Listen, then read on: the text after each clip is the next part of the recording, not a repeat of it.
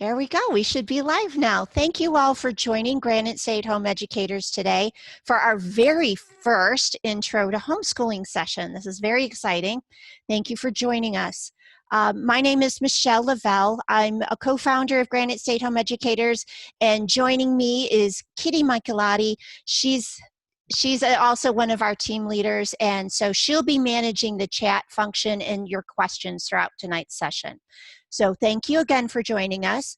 Want to make a reminder so everybody knows we're going to record this, so it will be shared on our website and other social media. So please keep that in mind as to how you might phrase your questions in the chat function as well, because we're going to try to save that. So with that, we will get started. So yay, I'm going to put on my screen sharing. Hopefully this will work. Well, we've been practicing. There we go.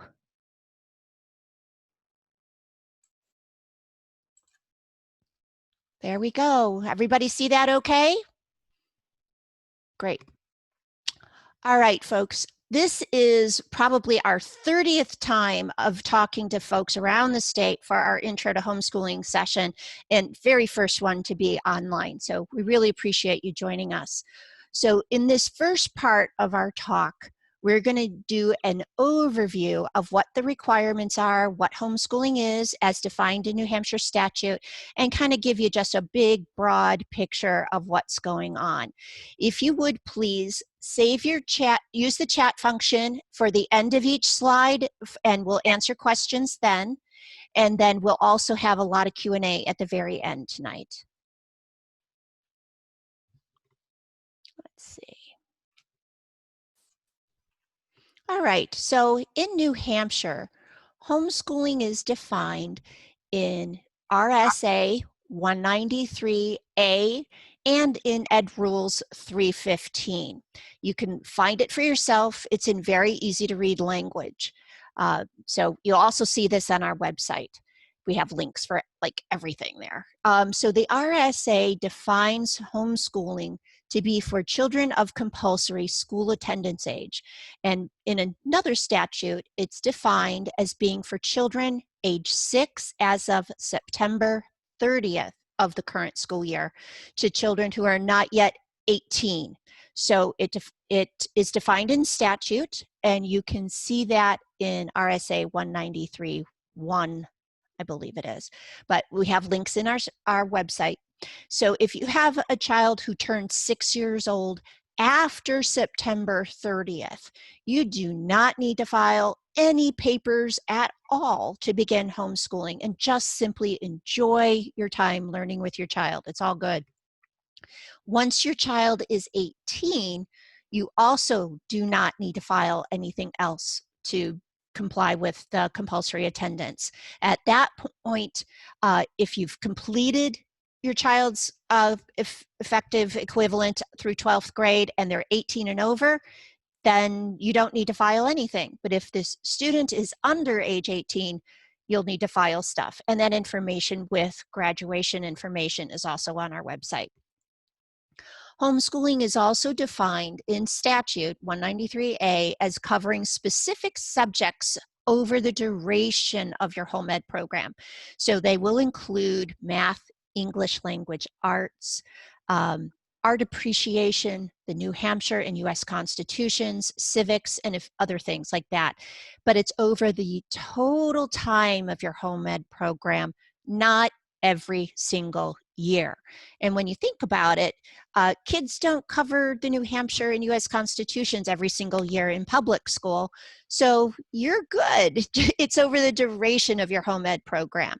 You have that autonomy to choose how and when you cover these subjects. And that leads me into another point, the flexibility. Homeschooling is really, truly a customized learning program for your child. That can't be emphasized enough. And that's, I think, a big, big mind shift for a lot of families who are coming from a more traditional school environment to homeschooling. Parents or guardians are the ones who determine the what, where, when, and how. There is no obligation whatsoever to follow what your local school district does for their calendar year, their schedule, their standards, their scope and sequence of subjects. You can follow those if you wish, but you have no legal requirements to do so. And that flexibility also allows you to change things up in the year if you find your child needs something different to be effective in your learning goals, or to follow a passion that your child has discovered. So really, that flexibility is a huge component for homeschooling. And I really want to emphasize that homeschooling is not school at home. It is not doing remote schooling simply at your kitchen table. The location is not what matters. It is just because you may do an online school like VLAX, that doesn't necessarily make it homeschooling just because it's happening in your home. I would really encourage you to watch a video we have on our YouTube channel that compares remote learning to homeschooling. That may be very helpful in helping define what these differences are for you. So the simple legal requirements for homeschooling break down into 3 categories, and we'll go through this more in depth. It's the letter of intent, the portfolio, and the year-end evaluation. You'll find all of this summarized in our website, granitestatehomeeducators.org, in the Where to Begin section. You're probably going to want to bookmark our website, folks. It's really that good of a resource for you that you'll refer to often. So this is kind of like a guided tour of our website. So we'll be able to make sure you understand what information is there and how to access it. So now we're going to talk about those 3 simple legal requirements, starting with the letter of intent. Are there any questions so far before I get into more of these issues? Not yet. Awesome. Good. I'm glad we're doing well so far. Okay, so the 3 simple requirements. Letter of intent. All right, letter of intent. This is really important. It is only one time per child when you begin and initiate that child's home education program. It is not an annual reporting requirement. You can do it within 5 days of starting your home ed program. Right now, because school hasn't even started yet, it's not real important to make sure it's dated with today's date or something later in the summer. It's all okay. You can start homeschooling at any time in the school year as well. So you're able to, if you wish, try out your school's reopening plan, whether it's a mix of remote learning and hybrid or whatever it is. You can try that out and decide later if that's not working for your family and you want to try homeschooling. You can begin homeschooling at any point in the year. I can't emphasize that enough either. And that notification is one time only when you begin home educating that individual child.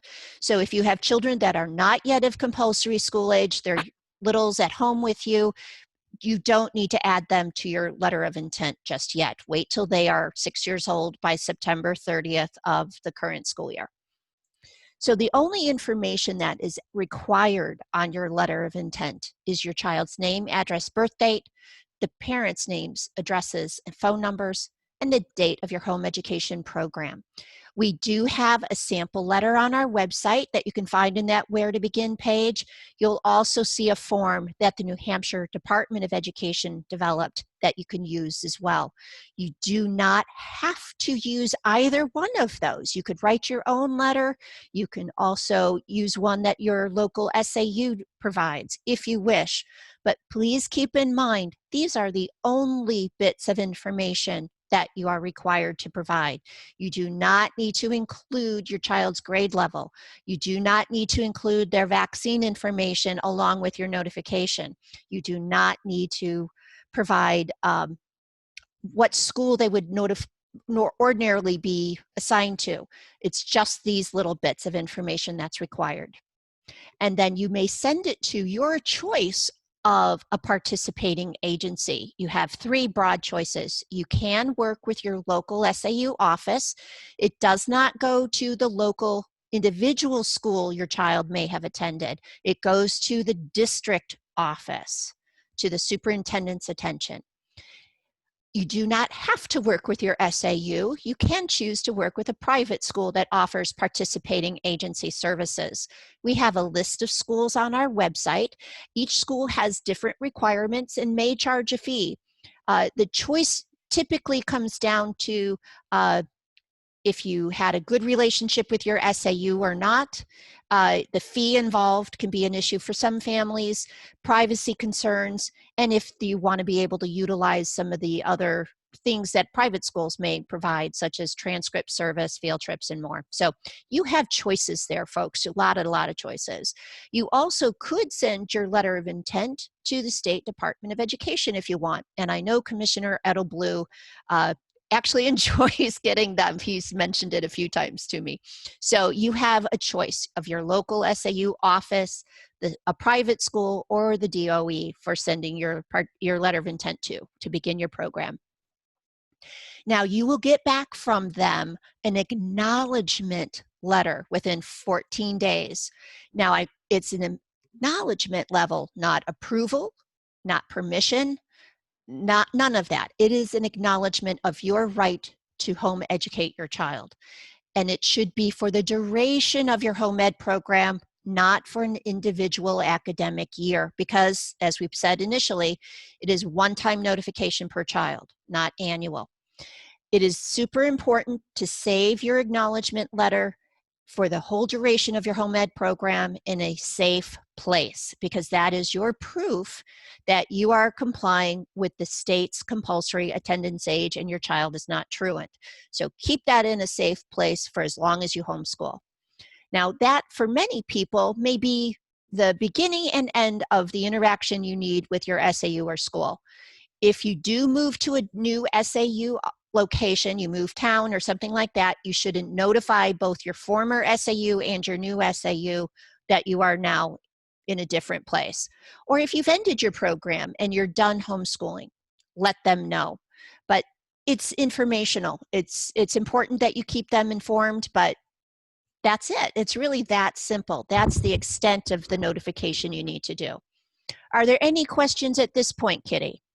Yeah, we have one question. It says, if there's no letter of intent or legal requirement for a child who is turning 6 in March, will that child still be on track to begin first grade next year?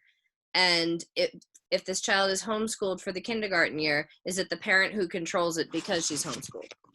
So kindergarten is completely optional in New Hampshire. It is not required, even for public school enrollment. You're perfectly fine homeschooling kindergarten with no repercussions at all because the child is not of compulsory school age. So do kindergarten however you wish to do kindergarten, whether it's public school, private school, homeschool, but you don't have to enroll formally. You can just enjoy learning with your child unofficially without any paperwork prior to your child being of compulsory school age. Sound good? Thank you. We have a couple more questions. Sure. Regarding the fees that you mentioned, Yep. The SAU send us a bill. So I think maybe we need to. Sure. Yeah.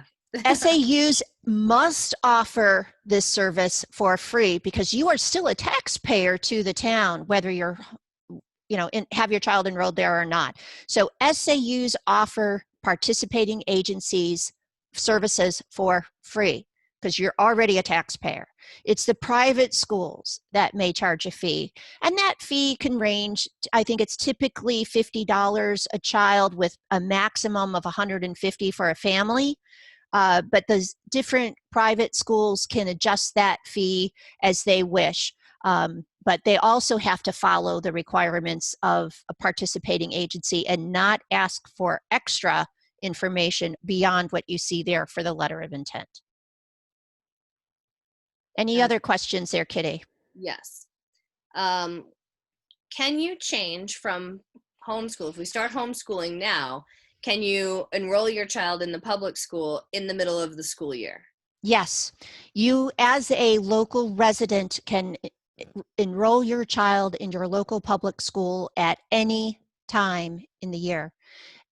It's not a big issue at all for children grades 1 through 8 That typically just requires a simple phone call to either your SAU or the local school, and in a day or two, they'll have everything set for you to enroll your child. At the high school level, it can be more complicated because of credits. SAUs and the superintendents have the discretion as to what credits they will award for grades 9 through 12. So that definitely should be an extra consideration if you have a high school aged student. Okay? Sound And good? we have a few more. Oh, okay. One person has already sent in their letter of acknowledgement or sent in their letter of intent and received the letter of acknowledgement. However, the letter of acknowledgement specifies the 2020-2021 school year. Sure. We're seeing a lot of that. Yeah. What we're advising people is take a look at what the totality of the language is in the letter that they sent to you. So if the letter says something else that says for the duration of your homeschool program, you can be okay. But if it doesn't have that additional language and it only specifies the upcoming school year, give them a friendly call reminding them that the law only requires one-time notification for the entire duration of your child's homeschool program. That law changed in 2012, and some SAUs just haven't gotten fully on board with that yet. And just that little reminder is enough to have them reissue it. And I do recommend you get something in writing and not just, oh yeah, we're okay. And that's because that is your proof against truancy for your child. That's your proof that you're complying with compulsory attendance. And you don't need the extra headaches if you should have a problem. So it's better to address it right up front. If there's no language in there that indicates it's for the duration of your home ed program, give your local SAU a friendly call, and that usually clears it up. If it doesn't, you can look us up on either our website. Our email is info@granitestatehomeeducators.org, or you can message me, Kitty, or anybody else in our leadership team, and we'll be able to give you a hand getting that straightened out. Along those lines, when you receive your letter of acknowledgement from your SAU, what sort of language should, whether it's an SAU, a private school, or the Department of Education, what language are you looking for in that letter that you get back from them? They should acknowledge, it should be addressed to one of the parents, whoever sent it, right? It should acknowledge your child's name, and it should acknowledge that you're homeschooling. It's really just that simple. It doesn't need to be a big fancy schmancy letter. Just something that simple, that child, beginning of your home ed program, and the parents' names, the child's names. That's all that it is. All right. I have a few more questions. Okay. That we'll touch on later, but may as well answer them now. Are kids entitled to access the public schools curriculum specifically? Yes, and we will get into that in our second half in the Building Your Customized Learning Program. That's something called equal access, and we will definitely be touching on that in a short bit. And we have a question also regarding equal access that discusses special needs children and their evaluations. So yep, we will be hitting on that too. Good to go. Okay. We definitely will be touching on that. So stay tuned, folks. We will get to that for you. All right. So the second component that all homeschoolers have for the legal requirements is a portfolio. And that is the accumulation of what kind of samples of what your child has done throughout the year, like the beginning, middle, and end, whatever your child did throughout the year, plus a reading list. So let's start with the reading list because that is specified in statute. Keep it simple, just a simple list. The titles. It can be what your child has independently read as well as what you've read together, especially if you have a child who is not independently reading yet. But audiobooks, comic books, websites, just about anything is sufficient to be part of your reading list. Some libraries have a way of providing you a list of the books you've checked out. So that can simplify the process for you. You do not need to include the author names, how many pages were read, how many minutes they spent reading. Just a simple reading list is all that's required. So the work samples can really be anything.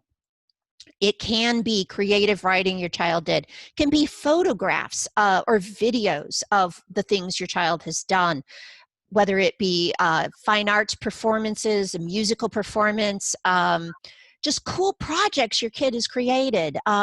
It can be websites. Maybe your kid's working on an app or some programming. It can be that. Yes, it can be quizzes and tests if that's what your child has done throughout the year. But really, keep a really broad mind as to what represents the work your child has done throughout the year. Maybe your kid did a baking unit, a cooking unit, a home ec unit of some sort. You could take videos, copy recipes that your child learned how to do with photographs of the wonderful meals your child created.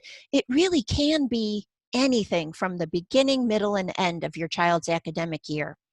So keep that portfolio in a safe place for a minimum of 2 years. That is specified in statute.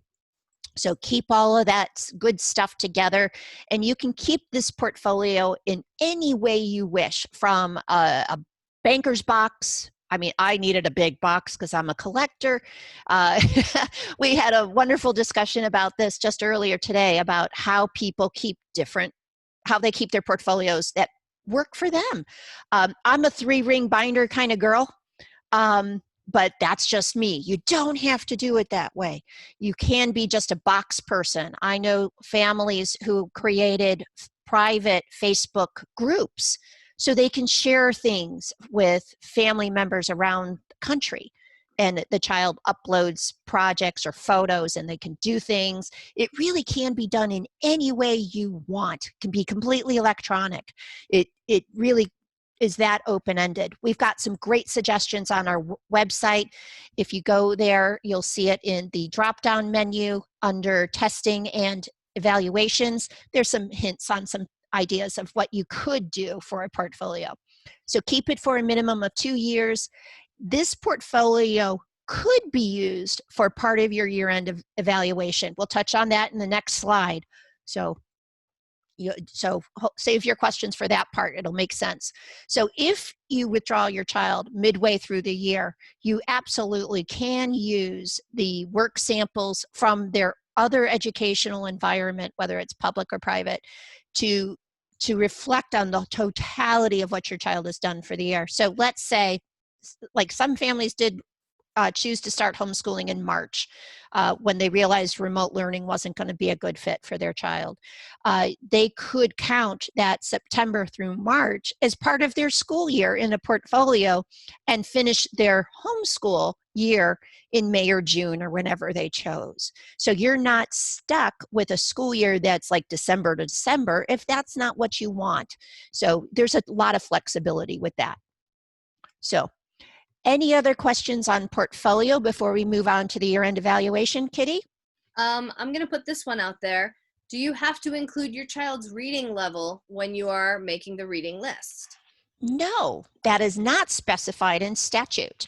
And that'll actually touch on something that I really emphasize as we're building your home ed program. Go with whatever level your child is at, regardless of the subject matter. And we'll get into this. So no, you do not need to include the reading level of the material for your reading list. Short answer. We'll get into a big answer later. Sound good? Yeah. Okay. Final easy requirement, year-end assessment. You have so many choices here to pick something that reflects your child's work and how well they've done for the year. So very, very broadly speaking, you can choose a standardized test of your choice. And there's a bunch of them out there, from the CAT exams to the PASS to the Iowa Basic Skills and more. Some are online, some are good old-fashioned bubble sheets, some are minimal cost. Some are like only $25, some are more, some you can administer in the privacy of your own home, some need a third-party proctor. So you can choose a lot of different things within that category. If you do choose to do a standardized test, You have to have your child's composite score, total score, be in the 40th percentile or above to meet the standards the statewide statute requires. If you don't want to do testing, and you don't have to, you can use a teacher evaluation to satisfy the year-end assessment. To have a teacher evaluation, the teacher of your choice, and you choose, it doesn't have to be an SAU teacher, you choose the teacher. It has to be somebody with a New Hampshire certification or reciprocal certification from another state, or be someone currently teaching in a non-public school. So you can work with a neighbor down the street if that's somebody you feel comfortable having it for your evaluation. You can work with somebody, a different public school teacher, if you wish. It doesn't have to be somebody from your local SAU. You will find a list of teachers on our website, and standardized test providers on our website in that testing and evaluation bar across the top. Drop down and you can find a lot of resources there. The third type of year-end assessment really makes there's a wide range of options for you. You can have a mutually agreed upon method with your participating agency. So it could be something else. I'll give you a couple examples because it's not limited to this, but these are good examples. If your child is enrolled in a private online school, not VLAX, VLAX is not private, it is a chartered public school. But if your child is enrolled in a private online school, your participating agency might accept those report cards, that transcript, as your year-end evaluation. Why not, right? Or you could choose some other type of test if your participating agency agrees with it to be your alternative year-end assessment. An example of that could be the NEWA exams. Those are not considered standardized tests, but your participating agency might accept that. You could choose the secondary school admission test for students that are under 8th grade or younger. That might be an acceptable alternative with your participating agency. You need to have that agreed upon, preferably in writing, so everybody understands it's all acceptable. But I can't emphasize here enough that these are no specific due dates. You decide when the end of your academic year happens. You're in charge of that. So if you finish in early May, that's fine. You don't have to go through to the end of the school year from your local SAU. Remember, you have flexibility. You're the boss. You get to choose. These results are also kept private. Keep them in your portfolio for that minimum of 2 years with all those other work samples and your reading list. Keep those results private. People ask, why are they kept private? It's because you still might want to do one of these tests, the teacher evaluation or the standardized test, because one is your proof against educational neglect, should that ever be a challenge for your family. It's your proof that you're complying with the home ed statute. But if you look at it in a big picture, it's really great feedback for how your child has done throughout the year. It's good feedback, so you can choose to take some of that into consideration for how you structure your next school year. And frankly, it's a really neat memento of all the wonderful things your kid did throughout your year of homeschooling together. It's kind of neat to reflect back on that. So that year-end assessment is more than just checking a box of requirements. But that's it. Those are the 3 simple requirements to be a homeschooler in New Hampshire. It's the notification, the letter of intent, your portfolio with a reading list, and the year-end assessment. That's it. Simpler than you might have thought. So any questions on the simple legal requirements, Kitty? Yes. Okay. We have to have a conversation with the participating agency about the year-end assessment. Only if you're seeking that mutually alternative one. If you're going with a standardized test or a teacher evaluation, no, you don't need to tell them what you choose or get their approval. No, you just simply choose what you want to do. That's up to you. And is there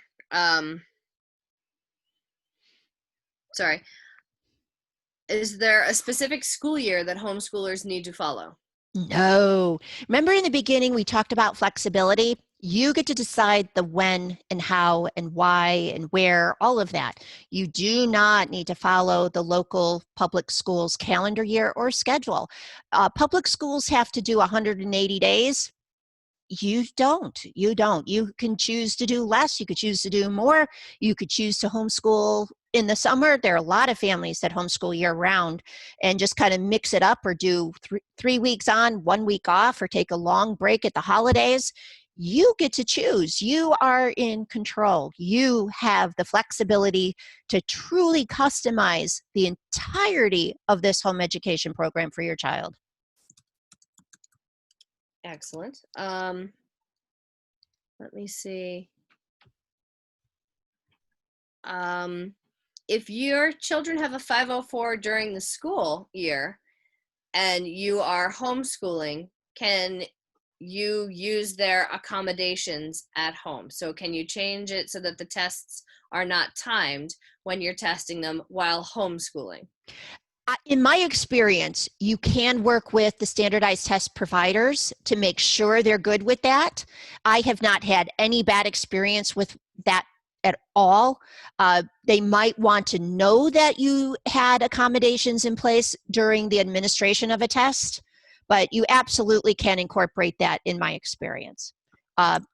You'll see a list of various, it's not a comprehensive list because there are lots and lots and lots out there in the world, but you'll see an extensive list on our website, granitestatehomeeducators.org. In the testing and evaluation component of our website, you can see from there drop down of a bunch of different testing providers, and you can contact them directly to make sure that they're all good with an accommodation. Thank you. Sure. All right, are we good to move on to the second half? Yes, ma'am. Awesome. Here we go. So in this part of our talk, we will discuss how to build your home ed program. And there's a lot of components because it's customized. You get to put a lot of things into it as you wish. We'll talk about resources, that equal access stuff that people were asking about, online learning, special education, and how to make home education more affordable. All right. So here's where we put it all together. So I really, really recommend that you start with whatever your learning goals are for your child. What do you want to achieve out of this year? And that's up to you. It can be that you want your child to be reintegrated into your local public school sometime in the next year or two. That's up to you. And if that's your goal, then find out what your school would be doing and you can use that as your guide. You don't have to, though. That is your choice. If your child has particular goals for what they want to do for high school or what they want for after high school, career goals where they already have that in mind, work your way from that backwards so that you go, okay, that my child needs to achieve this, so that means we need to do this in high school. And, that means they have to be prepared in junior high to be able to take those classes for their grades 9 through 12. So those goals, what do you want to incorporate? Whether it's religious instruction, whether it's independent learning, and that's a real foundational skill that cuts across all subject matters, or whatever. Give some real thought to what these goals are for your home ed program and what do you want to achieve.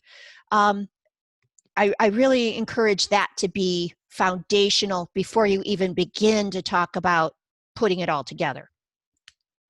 So the second big part of this is, how does your child learn best? I'm sure a lot of families have discovered that remote learning and online learning may not be a great fit, particularly for our younger kids. That can be a struggle. But watch your kid. How do they learn best? Are they avid readers or not? Do they like worksheets? Do they like hands-on projects? Are they better in group environments? Are they better working on their own? Be a keen observer of your child and figure out what they're learning, how they learn best, and you can build around that for your home education program. It's really important that you know that you can provide direct instruction for your child, but you're not limited to it. So homeschoolers, parents, you have skills, knowledge, expertise. By all means, share that with your children. So whether you have really, really awesome chemistry skills, I don't, but maybe you do. Or maybe you have a world language that you're brilliant at, or you have sewing skills or artistic capabilities. Share that with your child by all means, but no, you do not need to limit it to that. You absolutely can outsource this, and we'll be talking extensively about that in where these other resources can come from. But please note, you do not have to be super brilliant and know everything in order to provide that kind of education for your child. This was something that we hit on in a question a little bit earlier. You do not need to use or purchase a complete curriculum from a single provider or at a single grade level. Let's be honest, even in public schools, students are not really all functioning at the same grade level in all subjects. So even in a 4th grade math class, there could be some students who are accelerated and really understanding it quickly, and others who need a little bit more time and support. That's okay. Meet your child where his or her learning needs are. Build from there. There are families that are deciding, what kind of curriculum they want, and they're discovering that it's a mix that'll actually be a best fit for their child. It's okay. You don't have to buy school in a box, although I understand the ease of that, the comfort of just simply making one decision instead of multiple ones, but you aren't limited to that if you don't want to. You can pick and choose different materials for different subjects and even mix it up by grade level depending on where your child's needs are. That again underscores the great, great flexibility that homeschooling provides for you to really meet your child where his or her needs are and their interests. I mean, it's a great opportunity to explore what lights your child up, what excites them, what do they want to study. And that is particularly important for any older kids, that junior high to high school age especially. The more they want to learn something, that motivates them so much more than something they have to learn or how it's taught to them.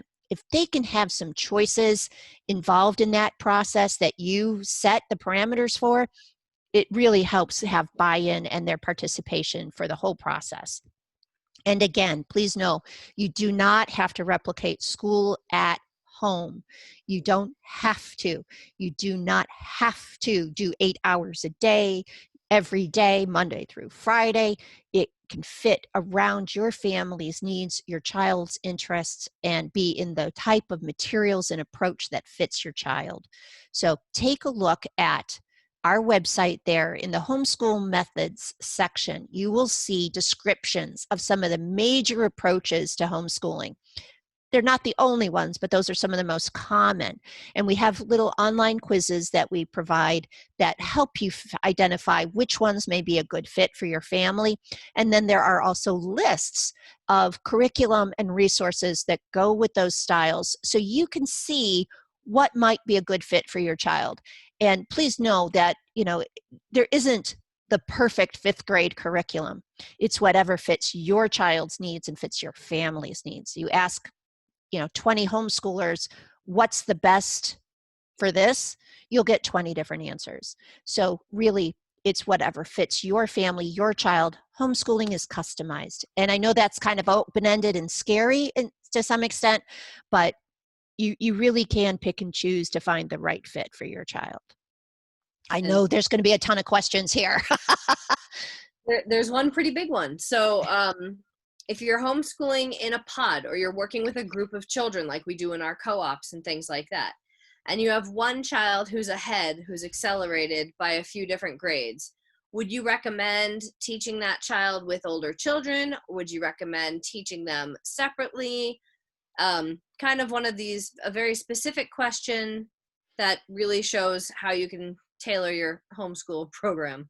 Sure. So in the next slide, we're going to talk about these outsourcing options for your child, and we're going to touch on pods here, or micro schools. You may have have heard both of those terms recently. I think that's when you work with whoever your teacher or tutor or facilitator is to how to best meet the needs of the individual children within the group. So just like in a more traditional school environment, a teacher, hopefully in a perfect world, is able to customize a little bit where a child may be ahead and have some advanced enrichment opportunities, versus having to support other kids. It's a dynamic that a skilled teacher or tutor should be able to handle, especially with a homeschool pod that would be much smaller than a traditional school environment. I personally recommend you meet the child's needs where they're at, whether they're accelerated or needing additional support, whether it's time or different instructional materials or whatever. But because that's where the beauty of homeschooling is, to meet your child where their needs are. But your teacher, your tutor, your facilitator should be able to work within those to make that happen. And as a homeschooler, you are ultimately responsible for your child's education, even if you outsource it. So if the mom is the teacher, or the parent or whomever is the teacher in this pod, and there's maybe just one teacher doing all of this, would you recommend she bump that kid up to the next level, teach him individually, let him stay with the younger kids as a helper? I mean, any of those are really options depending on what the child wants. I would probably check in with the child and say, look, you're clearly advanced in this spot. Let's try you out in the older class, see if you like it up here with all these older kids learning what they happen to be learning, because age really doesn't matter. It's where you are with ability. And so if the child is happy and comfortable working with older kids at their level, give it a shot. The great thing with homeschooling is the flexibility to change it at any time. You can have your pod on Monday and everybody is jiving really well, and on Tuesday, somebody didn't get enough sleep, somebody skipped breakfast, you've got issues going on. Okay, we're going to have to change things up a little bit. The wonderful thing about homeschooling is the flexibility you have to say, hey, you know what? We don't have to do this right this second. Let's take 5 minutes. Maybe we need a hug. Maybe we need a cup of warm tea and a snuggle and to read a book on mom's lap before we get back to doing this. Maybe we need to go run around outside for 15 minutes before we sit down to do book work. You can do all of that. You can have recess first and then a class and then recess again and then another class and then you can have recess again. Ask your kids and you'll be surprised, especially if this is their first year homeschooling, you'll be surprised how willing they are to be involved in their own education, how many opinions they have on what they're good at, what they're not good at, and where they feel they need support and what kind of support they need. Absolutely. And, talk with the kids, talk with the parents, find out what their objectives are. And, I always encourage you to meet the kid where the need is. Mm-hmm. But, especially if it's not your child, you've got to work with the parents and find what's going to be a good fit.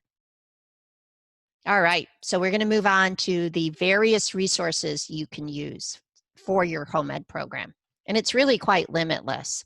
So truly, truly, for homeschooling, the entire world is your classroom.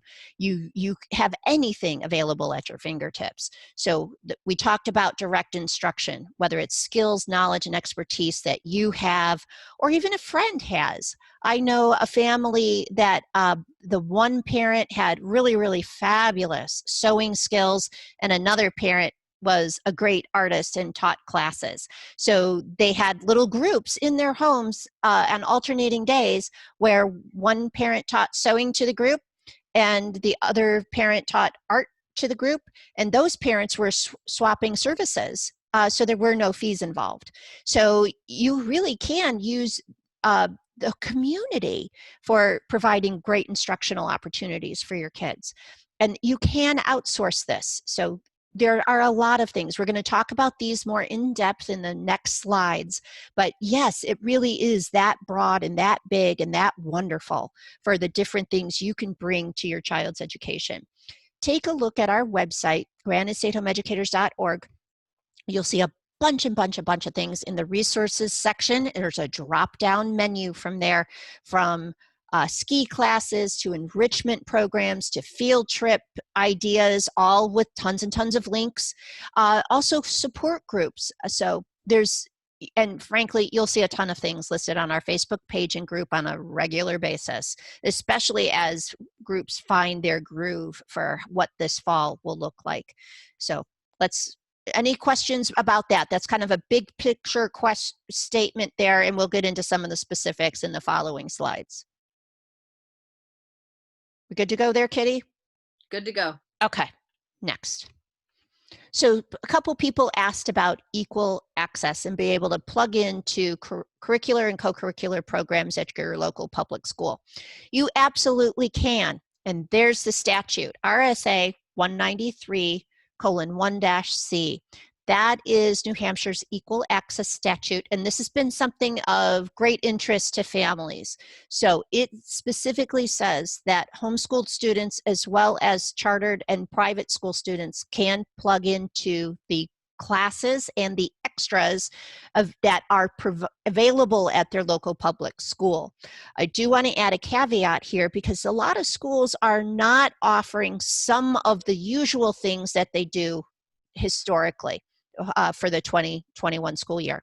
Some schools are not offering the choir or the band or the sports opportunities that they typically have, or they only are making them available on some sort of rotational basis. So this is where you need to know what your school is offering and what are the terms and conditions for that participation. So it needs to be available on the same basis to a homeschooled or charter schooled student as it is available to an enrolled student. That's really important to understand. There is no COVID restriction. There is no executive orders that have changed the law. The law is still in place. And so look up your school board's policy. So if you have to provide health records to participate in curricular or co-curricular activities, you can provide it when you express interest to the school that your child wants to participate in something. This is not limited to children who do not have an IEP or 504. All resident children can participate in curricular and co-curricular activities. So we'll get to the special needs component in a couple slides, but please know your child can still participate. And it is not limited to those families that have reported their letter of intent to their local SAU. You, by virtue of being a tax-paying resident family, can access those classes and co-curriculars in your local public school that are offered during the school year. So take a look at what your school board's policy is. They might limit them to maybe 2 for the term, but they do not get funding for your child unless your child is participating in something. So that question has come up from time to time. So take a look at their policies. They likely have something online about what those things are. Equal access only specifies curricular and co-curricular. It does not specify some of the extra learning resources, maybe library classes or other materials. If your child is enrolled in a curricular class, they should have the same access to the materials that go with that class, but they may not necessarily have access to some of those online resources and things if your child is not enrolled in some fashion. I hope that covers equal access fairly well. It's a lot going on. You can look up the statute yourself, folks. So it's right there. Any questions on that, Kitty? We do. Should I expect my SAU to continue its communications to me after I send in my letter of intent to notify us about links for classes like art, music classes, or gym? Good question. And I'll tell you straight up, folks, communication is one of the hardest things if you're trying to plug back into the school. That's going to be up to you, and finding out, typically they have an email distribution list that you no longer get if you don't have an enrolled child there. The little notes that would come home in the backpacks, you won't get because you don't have a child with a backpack there. So communication is probably the trickiest thing to make sure it connects for parents who are still trying to plug in some fashion. There isn't an easy way. You're going to need to talk to your local school to find out what is available, if you can be added to an email distribution list, or if there's something in particular, maybe you can connect up with the individual coach or teacher about it.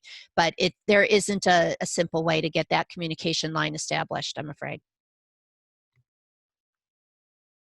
Okay, so next up, we're going to talk about online learning. So online learning really puts the whole world at your fingertips if your kid enjoys and does well in an online environment. So there really are thousands and thousands of options out there. And it's considered homeschooling. Isn't that awesome? So there are all grade levels available, not just high school, but there are all kinds of grade levels. There are part-time, single classes, or full-time programs available for online learning. You will see an extensive list on our website in the high school and beyond section. So take a look there, scroll through, there's a ton of information there. Certainly I can't list all thousands and thousands of programs, but it gives you a good start. VLAX, and I know a lot of families are utilizing VLAX right now. That is the Virtual Learning Academy Charter School. It is New Hampshire's chartered public school that's online. It is not homeschooling. If you are accessing it, and this is where it takes some figuring out, a lot of schools are using VLAX this year as their remote learning option. If you're utilizing VLAX through your local public school as remote learning, your child is still a public school student. You can access VLAX full-time and be a full-time VLAX enrolled student, and then your child is a chartered school student. That's fully available. You can also access VLAX part-time, and that's when you're considered a homeschooler. There are lots and lots of homeschoolers that utilize VLAX for 1 or 2 classes a term, and that would be homeschooling. So it's important that VLAX is its own entity when you're thinking about online education. But there are lots and lots of private online providers. Some have accreditation, and because they're private, they'll have different standards about participation, fees, how they interface online, and all of that. So you'd have to go to them directly to find out what their terms and conditions are. But we can point you in the right direction in the high school and beyond section of our website. Any questions on that, Kitty? Not specifically on that, but if you wanted to see what your kids would be studying at school and look at their curriculum, how would you get a hold of the curriculum that they are using at their private school? Oh, private school? I'm sorry, at their public school. Sorry. Okay, sure. Public school, they often have a scope and sequence and their standards online somewhere on their website. They may not say what the books are that they're using, but usually a friendly call to their school office can put you in touch with the right person to talk to about it. And especially if you're just trying to get information, just what are they using, what is their scope and sequence, they'll likely be able to shoot you an email with those links and PDFs. Private schools don't have to share that with you. You can ask, especially if you're hoping to re-enroll at another time, but private schools have different operating requirements, and they may not share that with anybody who's not an enrolled family. Good? Thank you. Okay. Special education.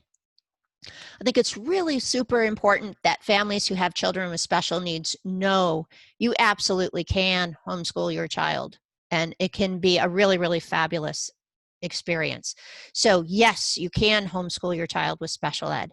So you can still access testing through your local district at any point. I think up until your child is like 23 years old, 21, 23, I'd have to double check. But testing is available through the district you start with a referral process, and that's because of the federal child find law. You can find that information on our website in the Children with Special Needs. It's under the drop down for where to begin. You'll find it there, but you'll find tons of links as to how to start that process and what are the legal requirements. It's true that right now, children, once they are of school age, if they are not enrolled in your local public school, your district may not offer services for your child at that point. They do up until your child is 6 years old by September 30th of the current school year. So if your child is younger, you absolutely can still receive services, but once your child is of school age and you are no longer having your child enrolled in the local public or a chartered public school, you're likely to lose services. But please don't lose heart there. Please know you're not alone. There are a lot of families that home educate their children with special needs. There are lots of private providers available. We have an extensive list on our website that families around the state have said we're good people to plug into, and sometimes insurance covers those sorts of services too. So your insurance company can sometimes pay for some of that. So and frankly, let's admit, homeschooling is a one-to-one education, and that it's a customized program. So a lot of families find homeschooling can be very beneficial because their child's needs are incorporated into the learning setting and not just done as a pull-out for a few minutes a few times through the week. So it really can be a great opportunity to support your child with learning differences. Anything there, Kitty? No questions, but just to add to that point, with special education, every homeschool is a special education setting because you completely form everything from the materials you use, the time it takes, the testing or evaluation methods that you give. Everything is formed around your child. Whether your child has learning differences in a school environment, those learning differences may not come out once your child is in an environment where they learn best. Not everyone learns best in a school environment. Some people need to be pacing and running around while they're doing the times tables. Some people need to be bouncing on a yoga ball when they're in meetings, even though it's kind of distracting. Whatever your child needs, whatever accommodations, those are inherent in the way your child already exists in your home environment. All you're doing is adding the education piece to it. And since you already know your child best and you probably know how they learn best, you can already tailor that to them, probably if you take a step back and kind of breathe through it for a minute, you already know, well, if I was going to ask my child to go wash up for dinner, I need to make sure he's looking me in the eye, make sure he puts down his remote for the video game he happens to be playing, versus another child, you might be able to say, wash up for dinner, let's go. And, that child would respond. You're already making accommodations to your kiddo. Now you just get to read him books too. Awesome. Yep. And for testing, so what are my children entitled to as far as testing is concerned if I want to have them tested? So take a look at our section there, child with special needs. You start with a referral. You're going to need to provide some sort of documentation that supports your concerns to initiate a testing process. And you would start with a phone call to your SAU. They may direct you to a special ed point of contact within your district, or the principal for which your child would then be assigned to ordinarily. But each school starts with a referral process, and it begins with some sort of documentation of what leads you to suspect a test is appropriate. And that it starts a chain reaction of processes. And we describe that in very significant detail on the website. Okay? Yes. Awesome. Okay. Making home education more affordable. There's a few things that are available for families, and you're able to utilize them appropriately. There is a wonderful program in New Hampshire called the Education Tax Credit Scholarship, and it is available for families that are no more than 300% of the federal poverty limit, adjusted for family size. So it really is for families that are some of our most vulnerable families there. So that's a critical part. You would contact the Children's Scholarship Fund of New Hampshire for their application and more information. They are not affiliated with Granite State Home Educators, we put that out there as a resource for you. They're their own separate organization and entity, but they issue scholarships, privately funded scholarships, to families that qualify, and increasingly for eligibility. There's a sliding scale every year of how many families can be existing families already utilizing private or home education versus those switching out of public school. So that's a sliding scale that it changes every single year. So they would know best what that percentage is. And it's really a wonderful program for families. And of course, if you are once a scholarship family, you can qualify again for the following year. So take a look at the Children's Scholarship Fund for their application and contact information if you have more questions about it. There are also a bunch of free and discounted resources available to homeschoolers, and this is awesome. Libraries, I think, are honestly like homeschoolers' best friends. They have so many resources, from obviously all the books and videos, but also tickets to really wonderful enrichment places around the state, whether it's the Sea Science Museum, the Courier, or others. So ask your local library about the sorts of things that they have there. Some of them even offer programs throughout the year. So that could be of great interest too. There are lots and lots of online resources, and we try to really make this available to you. You'll even see a whole list, a giant list of free websites and other uses for individual subject matter or entire curriculum. So on our website, in the affordability section across the top, you'll see everything there, from the scholarship to the free things, and even educator discounts. So homeschoolers can still qualify for education discounts. We list a bunch of them there. Sometimes all you need is that acknowledgement letter from your SAU or private school, and that will qualify you. You can even just simply make a simple home ed educator ID card, and that's sufficient.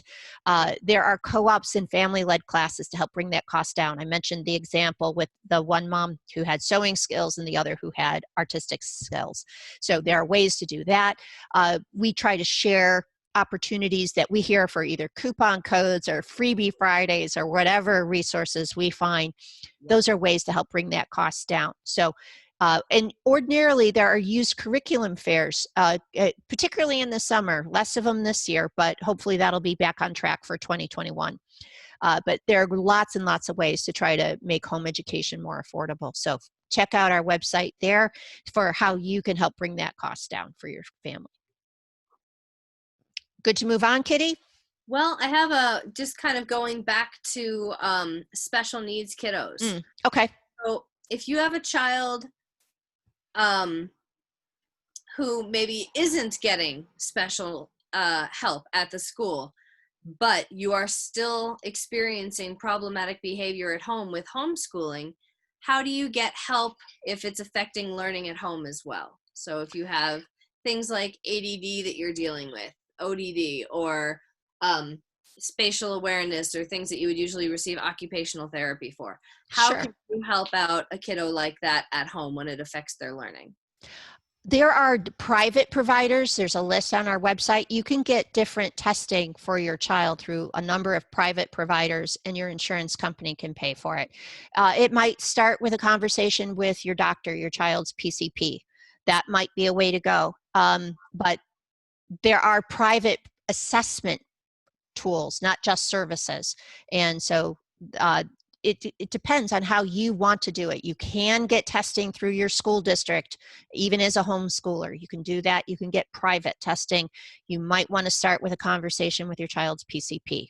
So there are ways to still support your child, even if you're not enrolled in the public school. And I would add to that to also involve your child in a conversation. You know, if your end goals for the year are just to get through this year so that they can go back to school, let them know that ahead of time and say, hey, guess what? This is the material we have to cover for this year. Now, it can take 180 days like it does in school, and we can do it every morning from 9 to 1 until it's done. Or if you want to get involved in this, and I will help you, we can bang this out in a couple of months and you can be done with school. What would you like to do? And sometimes giving them a little bit of power and giving them some buy-in into their own education, just that little conversation can shift a perspective of a kiddo who would otherwise really be turned off by the thought of, hey, this is my safe place, this is my home where I can be myself, and now I got to do school and mom's my teacher. Everybody goes through that. And so having the conversation where you're really just really honest and frank with your kids. Look, this will take as long as you want it to take, but not in a threatening way, just in an empowering way. To be like, you really can make this go faster. You really can do this. And I am your backup. I am here to help you. So have those conversations with your kids. And I know it helps for my kiddo with ADHD, who he'll look at a class, whether it's a homeschooled class or a co-op class or even a VLAX class, and he'll say, this is too big, this is too much. And he needs more help with just taking that first bite. He sees the whole elephant. You got to eat an elephant one bite at a time. And just getting him started. Once I help him get started, he can pace himself sometimes. Sometimes he still needs guidance and help. But knowing that that's where he needs help, rather he's not trying to be defiant. He's just really overwhelmed. And I don't know anyone who isn't really overwhelmed right now. So Good point. That's actually there. I want to let families know we have another Facebook group called Families Helping Families that is available for families dealing with children with special needs along their educational journey. It is not just for homeschoolers. It is there just to be a support for information, tips, and sometimes just a friendly place a place you can vent and share your concerns and get input. But it's Families Helping Families, and you'll find that on Facebook. I'm linking it right now. Perfect. Thank you, Kitty. Another question we have, how do you know when they've learned enough for the school year? Oh, good question. We'll get to that. Save that because I think that's kind of an encapsulated question towards the end, and I want to make sure we hit on some other things. But bring me back to that at the end, if you would, please, Kitty. You got it. Touch on resources really quickly. There. Those? No, the ones that we were just talking about after special education. Oh, affording those. Sorry. This is one of the most affordable home education purchases I have ever made. If you can see this, this is a National Parks Passport book. I know it's kind of tough to travel right now, but this was one thing that my kids were really excited about. You go to different national parks, you get little stamps on the day that you're there. They have a junior ranger program where they give you a booklet. You get to go on a tour of wherever you happen to be. You fill out the information in the booklet. It counts as science, history, writing, math. All the different subjects are covered, and you're in a really cool place, and you're exploring your country. You get geography in there, and you end up just learning so much about the different regions of your country, and this was a $6 booklet. Granted, you got to drive. But you can even order the Junior Ranger booklets online now, and they have online Junior Rangers. So if you can't get to the park, you can download the online Junior Ranger program, and it's free. It's every kid in a park, and I will link that in the comments as well. Nice. I mean, so there really are a ton of free resources, and homeschooling isn't just buying a bunch of textbooks or buying a curriculum in a box. There are a ton of different things that can be used for home education. So think outside the box, folks. It's a really empowering opportunity to customize your child's learning and find different ways of learning besides textbooks and workbooks and sheets and all of that. There are a lot of different ways to learn, and it's all good. It's all good. All right, we're going to keep going. All right, so community. I know that's a real struggle right now, more so than ever before. It's hard. It is very hard to plug in. And this weird COVID closures and stuff has impacted homeschoolers as much as our public and private school friends. So it's still a challenge, and families are still trying to figure out what's the best fit for them. You will find there are local, regional, and other statewide support groups, and there's different ways you can plug in that fits your family best. So whether it's by learning approach or academic and social purposes, and that is very valid. That's important for our children too. It can be by age group, religious focus, learning style, whether it's Montessori or classical. There are lots of different ways, and increasingly there are virtual ways and in person. And this is where I want to particularly mention homeschool pods and micro schools. We recently launched a new Facebook group for these folks who are trying to self-form learning communities among like-minded family members and education professionals. Take a look at GSHE, that's for Granite State Home Educators, GSHE Homeschool Pod Connections. That is a special Facebook group. It's still homeschooling because parents are still directing their child's education. They're still providing this education. But it's a way to create smaller communities of cohorts of families that you're comfortable with in the way that works for you, your child, and these other families. So it's up to you to make it work, but you'll find a very vibrant and growing community there, and we just launched this. So I really encourage you to find ways of connecting and building community. Granite State Home Educators tries to be that big statewide group and helping you plug in locally with what works for you on a smaller scale too. We host a lot of different events across the year, and we're doing some of them online, like this session tonight, but we still try to do some in person when and how we can best. We did a summer art show. You may have caught that in July.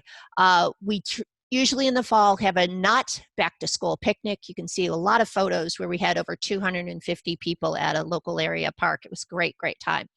We do various college prep and kind of college counseling sessions. We're hosting an event in mid-September. So plug in for that. We offer that to help support our high school learners. There are groups across the state that do board games, play dates at area parks while the weather's good. A wonderful lady hosts both a bowling and a soccer league for children to still have that opportunity. And yes, homeschoolers can attend prom. Homeschoolers have dances. I don't know about this year. It's been a wacky year for everybody, but there are lots of ways to plug in theater productions, musical groups, outings, field trips that you plan together with folks. So plug in, make these opportunities happen. Granite State Home Educators tries to be that opportunity for you to find out about it, because with New Hampshire being a small state, it's easy to plug in, whether it's north of Concord, on the seacoast, in the southern area, really just about anywhere in the whole state is within reach if it fits what's right for your child and their interests and learning needs. So take a look at our website in the support group section, as well as our monthly e-newsletter. That went out today for our August edition, but you'll also see a lot of things listed in our Facebook group on a regular basis. So I urge you, find community. You are not alone. You're not at all alone in this endeavor. There's a lot of great other homeschoolers out there. Just meet up and find people. So I would encourage you to join Granite State Home Educators. We try to be a real special group in the state. We think our website has some really great, robust resources for you. We also write original articles from leadership and members that you'll find in our blog. You won't find them anywhere else. We host those special events throughout the year, whether it's art shows or these college counseling sessions. We have a free monthly e-newsletter that you can sign up for on our website. We send that directly to your email. Our August edition just went out today, so you can catch that also on our website under I believe it's under the welcome section. There's an about us and then our newsletters. You can catch past editions right there. We keep homeschoolers around the state updated on news and information about what is important for homeschoolers to know around the state and the country, because we don't work in a bubble here, folks. These things really can impact us, and we do our best to make sure you're aware of what's going on. We also have representation on the Home Education Advisory Council. In fact, Kitty is our representative right now, and she's the chairwoman of the HEAC group.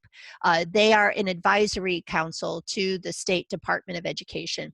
So that's a super important voice to have, and work with legislators and other representatives of both private and public schools. We have personal support and guidance available.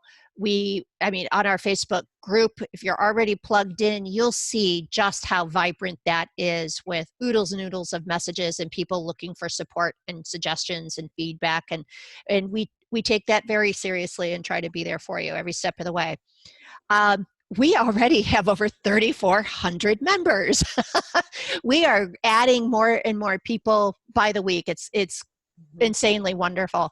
But plug in, you will find an exceptionally vibrant community on our social media, whether it's our Families Helping Families group, our primary website group on Facebook, which is Granite State Home Educators, or the PODS group, which is GSHE, Homeschool Pod Connections, or even our one for remote learning families who are still trying to figure out what's going to be right for them. That is GSHE Unexpectedly Homeschooling. So we try to meet families wherever their needs may be, and you can plug in with what fits your family.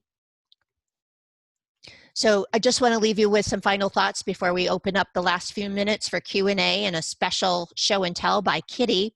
I want to let you know you absolutely can do this. Homeschooling can be a wonderful experience for you and your family, and you're not alone. Not only do you have the Granite State Home Educators leadership team behind you every step of the way, there's this very vibrant community on Facebook and other people you can meet more locally to you, so that you can find that connection and meet with other families. And that connection is so important, especially today. But enjoy it. It is a wonderful experience, and I can't recommend it enough. So I'm going to open this up for any final questions. I know there was one that I asked you to hang on to for me, Kitty. Can you remind me what that question was? Yes. How do we know when our children have learned enough for the school year? Well, the beauty of it is that's up to you. So even in public schools, they may not finish a complete textbook over the course of the year. I know I distinctly remember maybe getting only 2/3 of the way through my geometry book in high school, and that was enough. So you determine when your child has met your goals for that individual year. I know that sounds a little bit vague, but if it's, you want to have your child learn 100 different words for spelling at their grade level, they learn those 100, you're good. Right. It's up to you how many, whether you set the goal to be, you want to read X amount of books over the year. That's up to you. So you really do determine what those goals are, big picture as well as for the individual year. You determine. You can use these year-end assessments as a check. How did my child progress through the year? And if you felt your child didn't progress enough where you expected them to do better, then that's something to work on for the next year. A lot of curriculum providers also have tests available, even online, for placement or for progress. So depending on what curriculum or resources you use, that can be another feedback mechanism to see how your child is doing. So there are different ways to make that assessment for you. Do we have any other questions coming in, Kitty? We do. My husband and I both work full-time jobs. I'm curious how some families homeschool with both parents working full-time. I can field this a little bit. My husband has staggered his schedule with mine. I work during the week and I teach for several different co-ops and classes and schools. And my husband has taken on the homeschooling role during the week. Then my husband's job, he is out of the house Friday, Saturday, and Sunday at work, and so those are the days that I take over, and I am homeschooling my kids on those days. That doesn't mean they never we're kind of always homeschooling, because we just, as questions come up, we live an enriched life and we just kind of follow the rabbit holes as they lead us. So we may wake up on a Sunday morning and stay in our pajamas all day and eat popcorn and watch movies. We may be doing science experiments in the kitchen if one of the kids wakes up and says, well, how are fireworks? Why are fireworks different colors? And that led Yeah. us down a rabbit hole that was really, really cool. Cool. We Nice. ended up in China and the periodic table, and there was geography involved and science. And then, of course, we had to go buy fireworks, and yay for living in New Hampshire.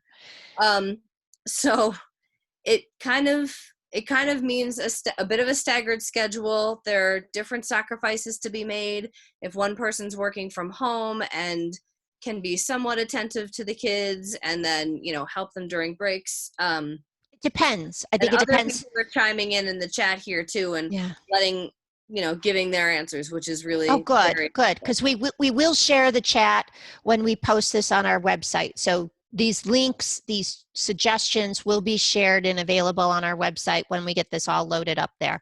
I know I've seen parents talk about this in our group over the years about it and what works for them. Some people run at-home businesses and even involve the kids in the process. That is a great learning opportunity too, if that's a way your family is handling jobs and business and employment. There are families that absolutely have a family member or a friend supervise the kids for a day or a few hours as parents are transitioning to and from work while one is on their way out right before the other one returns. So that is entirely doable. You can have a family member, a friend, somebody supervise whatever education you are providing for your child. And of course, now there's this explosive interest in homeschool pods and learning communities. That is another way of making that work. There are different providers that you can use to provide the pedagogy if that's what you want. There are homeschool co-ops that are either online or as drop-off programs for students. Sometimes they want parents involved. Sometimes you can do it as a drop-off. It depends. Each one's going to be different. But there are different ways to plug in depending on your family's needs, the age and interests of your children. So I know that, again, that's not a simple, here's the answer kind of thing. But it really is going to be unique to each family. And it's not going to work for everybody. I don't want to mislead folks into thinking but I think you can think outside the box. School doesn't have to be Monday through Friday, 8 to 3. School can't. I know a family that the mom used to work through the day. So they did school like from 2 in the afternoon to 10 p.m. Mm-hmm. And that worked for their family. She was not an at-home mom. She was a single mom. And she had to balance her work commitments with having her child, and so they just did school later in the day, and that's perfectly okay. So, I mean, if you think outside the school box, really anything is possible. True story. Okay. Any other questions we have there? Yeah, we have a couple. If you're planning on teaching one subject during a certain time period for 3 different levels, how do you best do that? The fireworks example was brilliant. I have a 6-year-old, a 10-year-old, and a 13-year-old. The 13-year-old loves all things science. And so when we started looking it up, they all kind of absorb at their own level. And when my 6-year-old is overwhelmed, he'll just wander off and be done with it. And I've learned not to be too attached to what I want to convey, but rather be open to letting them absorb until they're full, and then trusting that they have gotten out of it what they needed. It may not be what I wanted them to get out of it, but they got something out of it that they needed, that they found valuable, and you can always check in with them later. Hey, remember how we were playing with fireworks this morning? What did you like about that? And just having conversations with them rather than, a test, you can really figure out what they learned that day. And so my 6-year-old was the first one to wander off. My 10-year-old stayed for a little bit longer. The 6-year-old came back. The 10-year-old was done. And the 13-year-old just wanted to stay and know more and know more and know more. And so if you're okay with that kind of relaxed setting, you can do that. You can also employ things like, the Magic School Bus, where they have super cute, quick picture books. They have slightly longer chapter books. There's a television show, and they have experiment kits that you can subscribe to. And the kids can go at their level and as deep as they want to. And then you can add on more things on the subject for the older kids and let the younger ones be done earlier, go play with their toys. When the middle one finishes, that one can go play with the younger one. They can do something together, and then you can continue on with the eldest. That's one way that has worked in my household. Do you have more suggestions on that, Michelle? My kids were very self-directed learners, so I could kind of set them up, send them about their way to do whatever things I had assigned to them for the week. My kids used to joke, we had Monday morning meetings, and we would sit down together on Mondays, review what I expected of them, and discuss what was coming up, whether it was doctor appointments or sports practices or what their weekly household responsibilities would be, and I held them to it. And they could either take all week to get it all done, or they could hurry up and get it done and then have more free time. And I would check back with them individually as to how things were going. Do you need help? And they learned to come to me when they were struggling. And I didn't do a whole lot of direct instruction. I tried to be more, explore their interests, give them options. And as Kitty knows, they're all pretty much grown now. It is what it is. My kids are bigger. 2 are now college graduates. 1 is finishing her final year. So I would have to say, in retrospect, I think we did okay. And I'll be honest with everybody here. And yes, this will be recorded. My kids did not learn all the different types of cloud formations in 4th grade. They never learned it. It just never came up. Oh no, right? So, but when it came up on their standardized test for the year, they got it right because of Magic School Bus. Go figure.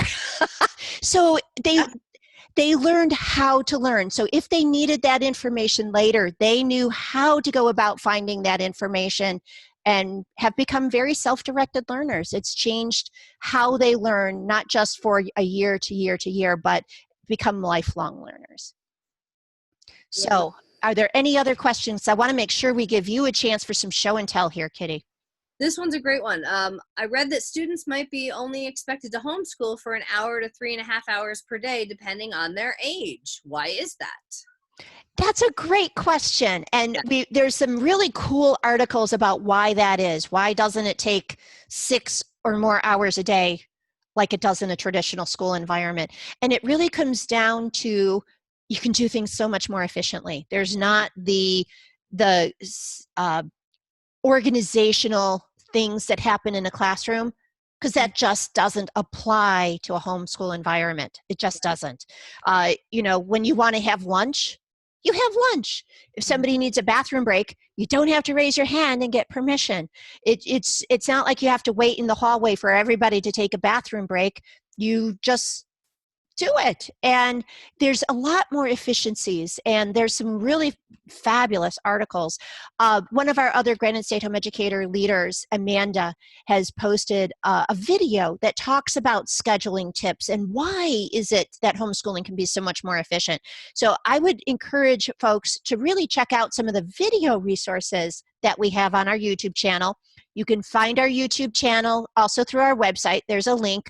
We have a lot of great video content, and we're adding more and more to it daily. We've got these tips that our friend Amanda has created for us on special education. She's a guru. She's great about it. She's got scheduling. I think she did some talks about portfolios versus testing. So if you're trying to weigh those options for your child, we've done a great interview with the Department of Education Commissioner, Frank Edelblue. That was a really impactful hour about micro schools and pods. So check that out. We have a talk about de-schooling, which is that transition process from your previous school environment to a homeschool setting. Super great information and practical tips there. And of course, I mentioned a reference about comparing and contrasting remote learning with homeschooling. So there's some really great video content there too. So is it show and tell time now?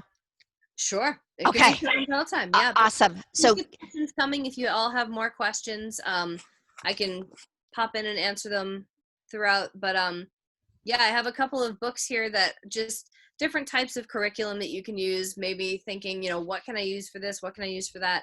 I like to use a lot of games in my homeschool. This is one of my most favorite math games called Hexago Continuo. It's a little bit like dominoes, but they're 6-sided dominoes. It requires addition, subtract, or addition, multiplication. You match up either the numbers or the colors, and you add up the numbers, you add up the tiles. Kids are playing with math and not really sitting down. It's just another way of doing of testing their math skills without having them just do a worksheet. You can really engage them. Parcheesi is another great one for math. Blackjack, teaching the kids to gamble. It's awesome.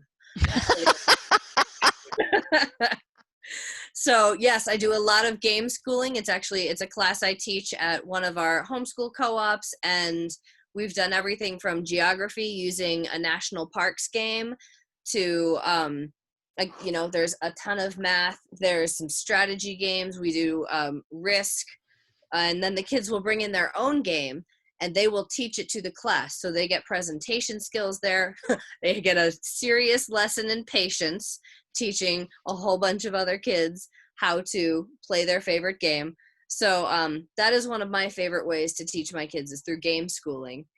And another way is just by really rich literature, really great books, everything, The Hobbit, the BFG, Education of Little Tree, any sort of books. If your child is interested in something, find them a book on it. If your kid is interested in Greek myths, this is the greatest book I've ever found on Greek myths. And you can order it on Amazon. You can order it just about anywhere.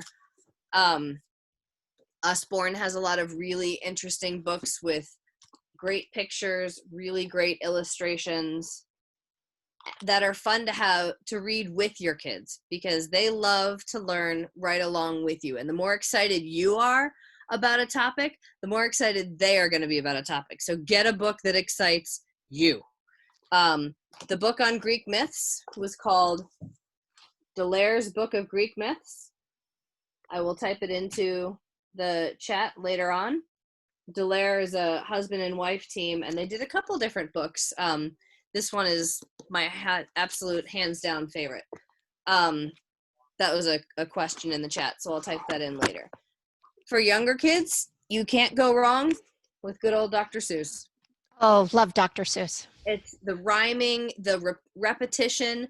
So someone had asked earlier, my son is behind on his reading level.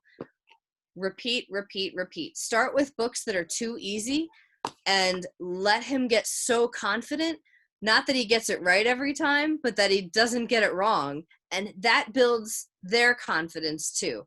I would also recommend starting with your kids' strengths, because if they get to spend a whole lot of time playing with whatever they love to do, naturally their weaknesses actually get strengthened right behind them without even focusing on it. A lot of times public schools focus on where a child is deficient, and then the child is constantly focusing on where they're behind or where they're not just like everybody else. And that can,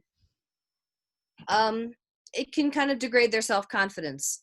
And so if you focus on where a child excels and how great they are at something, and just let them keep focusing on how great they are. Wow, you are just so good at running. You are so fast. Oh my gosh, I can't believe all the science experiments you do and how wonderful you are at those. Well, they're going to want to do more science experiments, and that's going to require them to read a bit more. And holy cow, now they're reading words like photosynthesis, and they're able to say, hey, wait a minute, this chemical equation doesn't look, why does it look this way? Why is a chemical equation this way? And all of a sudden, they're doing really strange math because they're balancing chemical equations. Let them focus on where their interests are, and you can't stop them. You literally can't, a train couldn't stop them, because they'll just keep going. There's a question that just popped up. What would you recommend if your kid is younger but read the BFG at age 6 to 7, Narnia Series 2, and they're bored with books at their age level? I wanted to get my child to read something that's not boring. I was at a 6th grade reading level in 1st grade, and it stunk.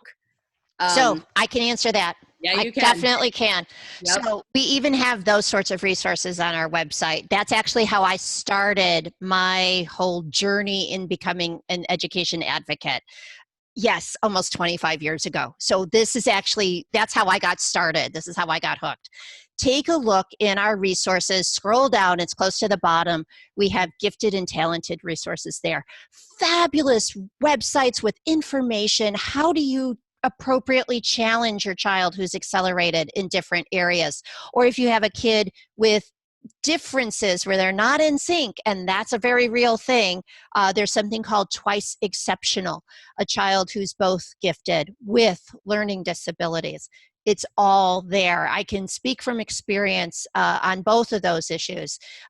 Meet your child where their needs are.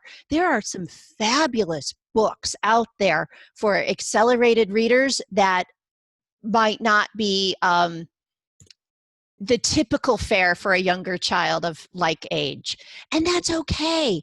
And there are wonderful books lists that you can find that are age appropriate, doesn't have mature themes, that can still appropriately challenge your kids' interests and reading skills. So they are out there. I totally get that one. But for the children who are twice exceptional, I had different professionals tell me straight up, thank goodness we used homeschooling for our children's education, because otherwise that's the typical child that falls through the cracks. So we were able to challenge her strengths appropriately and build those while we supported where she needed the support. So it's very doable, folks. We got some great resources there from Mensa, from Hoagies, lots of really great stuff there. So plug in there. And of course, use our support community that you'll find on Facebook. There are other parents. There's a reason families who have gifted children homeschool a lot, because you can customize that education. And for as wonderful as all of these books and games are, life can be a learning lesson. It's all good, folks. I know that sounds so fuzzy, so non-traditional, but follow your kids' interests. Go down the rabbit hole. I love that phrase of yours, Kitty. I'm going to steal it. But follow your kid down those rabbit holes. Allow them to explore their interests wherever it may be. I know kids who've wanted to learn sewing or crocheting or take up baking or other wonderful skills and hobbies. Maybe it's nature and you have a budding naturalist out there and taking art classes. It's all good. And having a self-directed learner impacts them for the rest of their life. So do you have a couple closing comments here? I just was going to recommend this book as well, Unschooled by Carrie McDonald. It's raising curious, well-educated children outside the conventional classroom. I would recommend this if you're having a bad day and you're thinking, I can't do this, they're going to fall behind, something's going to happen. This book will set your mind at ease. It gives you a brief introduction into the history of education. It talks about the many different ways children can learn. It talks when you're worried that your kid's going to fall behind, you ask yourself the question, behind what? And so I would highly recommend this book. Find parenting books that kind of speak to you, that can help you and be your kind of guide inside your head, and then come find us online. We'll help you be your guide outside your head.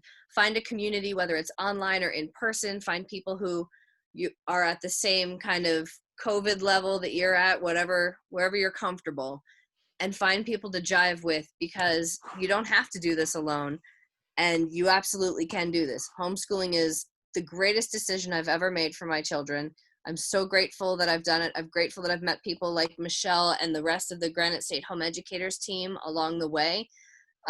Knowing that Michelle's kids are homeschooled and now in PhD programs at 10 schools, that alone is like, okay, sweet, I'm okay then. So, but always reach out to us. We're always here to help. Michelle never sleeps. It's kind of true.